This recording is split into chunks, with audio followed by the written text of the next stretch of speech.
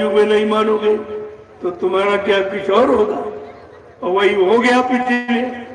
एक कोरोना की बात बाबा जी की नहीं मानी गई, करोड़ों चले गए दुनिया से। और आगे और भयानक बीमारी आ रही, और अगर बात आप नहीं मानोगे तो ये सब सफाया हो जाए। ये कुछ दिखाई नहीं देगा। ये आप आज नोट कर लीजिए। और ये कोई बताने आएगा नहीं, क्योंकि भविष्य किसी को मालूम नहीं। संत महात्माओं के सिवा भविष्य की बात कोई नहीं जानता कि कल क्या होने वाला। ये कोई नहीं बता सकता कि आगे क्या होगा, कितना खराब समय होगा, कितने लोग बचेंगे, अब कितना सामान बचेगा। ये सब जानकारी आपको महात्मा पहले से ही देते, क्योंकि वो तुम्हें बचाने के लिए आए। जब तुम उनकी बात नहीं मानते हो, मनमानी करते हो, तो फिर उसकी सजा आप पा जाते हो।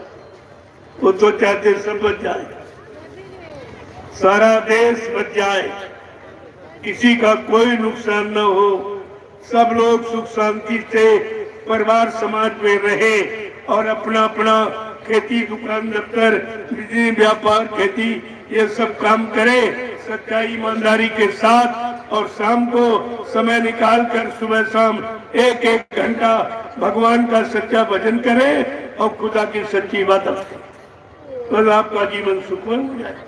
आपको करना ही क्या, बस केवल अनैतिक कार्यों को बंद करना। कोई नया काम आपको नहीं करना। जो गलत काम, गंदा खान पान, जिससे गंदी बुद्धि होती है, गंदे कर्म होते हैं, फिर व्यवस्था आपकी खराब हो जाती, उसी को केवल संत महात्मा मना करते हैं कि यह काम तुम्हारा नहीं है, ये भोजन तुम्हारा नहीं है। मुर्दा मांस कौन खाता है? आप देखते हो, कौआ, कुत्ता, गीद, ये उनका भोजन, आपका भोजन नहीं। परमात्मा ने जितने जीव जंतु बनाए सबका भोजन अलग बनाया। पशुओं का अलग, पक्षियों का अलग, जंगली जानवरों का अलग, कीड़े मकोड़ों का अलग, और आदमी इंसान का भोजन सबसे अलग बनाया, क्योंकि इंसान भगवान को बहुत प्यारा है। भगवान राम ने कहा भी है रामचरितमानस के उत्तरकांड में, क्या कहा भगवान राम ने कि सब मेरे ये सब मम उपजाए और तीन में आधी के मनुज मुहे भाए। भगवान राम ने क्या कहा? ये सारी सृष्टि मेरी ही बनाई। ये जीव जन जितने आप देख रहे हो, भगवान कह रहे सब मेरे बनाए हैं। आदमी यानी इंसान, विज्ञान ने कोई जीव जंतु नहीं बनाया। जब आपने कोई जीव बनाया नहीं है तो मारने काटने का अधिकार आपको किसने दिया? सबसे पहला पाप तो आपने यही किया। जो चीज आपने बनाई नहीं है उसको बिगाड़ने का अधिकार आपको नहीं, और नहीं मानोगे और बनाने वाला सजा दे देगा। ये व्यवस्था तो भगवान की, ये इंसान की नहीं है। हाँ, इंसानों के लिए, हर जीव इंसान की मदद के लिए बनाया गया। अब आप देखते हो बकरी, जब बच्चा पैदा होता है कहते भाई बकरी का दूध ले आओ। बकरी माँ का रोल अदा कर रही, पहले उसी ने बच्चे को दूध पिलाया, और जब तक बकरी जिंदा रहती जीवन भर आपको दूध पिलाती है। और तुम्हारा बकरी के साथ क्या व्यवहार, मार काट के खा दे। ये कौन सी इंसानियत है? ये कौन सी मानवता है? ये कौन सा धर्म है? इतना तो आपको विचार करना ही चाहिए। तो तुम्हारा काम कर रहा, तुम्हारी सेवा कर रही, और जब तक जिंदा रहती बकरी जीवन भर आपको दूध पिलाती, और तुम्हारा बकरी के साथ क्या व्यवहार? और मुर्गा ठीक 4 बजे आवाज देता। तुम्हारी विज्ञान की बनाई घड़ी फेल हो सकती, बंद हो सकती, लेकिन कुदरत की बनाई घड़ी मुर्गा ठीक 4 बजे आवाज देता। ऐ मुसलमानों जाग जाओ, खुदा की इबादत का समय हो गया। ऐ हिंदुओं जाग जाओ, तुम्हारी पूजा पाठ का, भगवान के भजन का समय हो गया।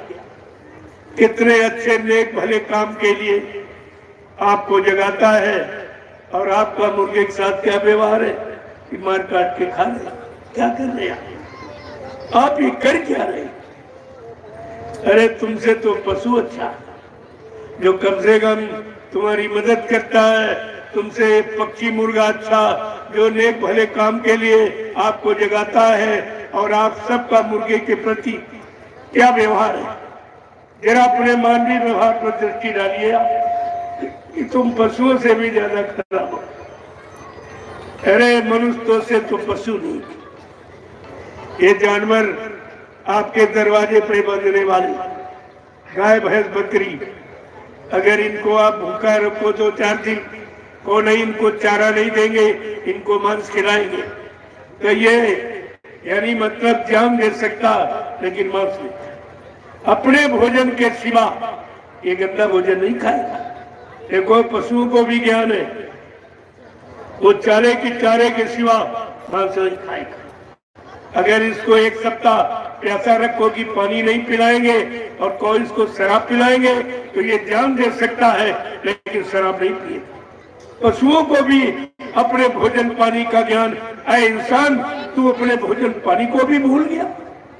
जब तुझे अपना भोजन और पानी नहीं मालूम, जो तेरे शरीर की खुराक है, शरीर को लंबे समय तक निरोग रखकर चलाने के लिए तू वही भूल जाएगा तो शरीर तेरा जल्दी खत्म हो जाएगा और बीमारियां तेरे शरीर में ग्रसित हो जाएंगी। ये सब आपके सामने नहीं किया। और आपको पशुओं से शिक्षा लेनी चाहिए, पक्षियों से शिक्षा लेनी चाहिए कि हमसे तो पशु पक्षी अच्छे, जिनको स्कूल कॉलेज में भर्ती नहीं कराया गया, कोई धर्म नहीं सिखाया गया, कोई गंगा स्नान नहीं कराया गया, लेकिन फिर भी इनकी बुद्धि में इनके भोजन पानी की पहचान, हमारे आपके अंदर भोजन पानी की पहचान। ये बताओ आप कितने नीचे चलेंगे? पशु पक्षियों के भी नीचे आप चलेंगे। तो इसलिए समय खराब आया नहीं, समय खराब आप लेके आए। लाने का कारण आपका खान पान। जब ये गंदा खान पान हो गया तो देश में बीमारियां आ गई। आज के 50 साल पहले न इतने स्कूल कॉलेज थे, न इतने अस्पताल थे, न इतने डॉक्टर थे और न इतनी बीमारी थी, लेकिन लोगों का भोजन, सादा जीवन, उच्च विचार, उनके जीवन का ये लक्ष्य था कि सादा जीवन, उच्च विचार, ये है उन्नति का आधार। उनका ये काम, पढ़े लिखे नहीं थे लेकिन उनके अंदर प्रेम, सेवा, दया, सदाचार, परमात्मा की यादगार, माँ बहन बेटी की परख पहचान उनके अंदर कूट कूट के भरे थे। आज तो सारा समाज पढ़ा लिखा, लेकिन ये कर क्या रहा?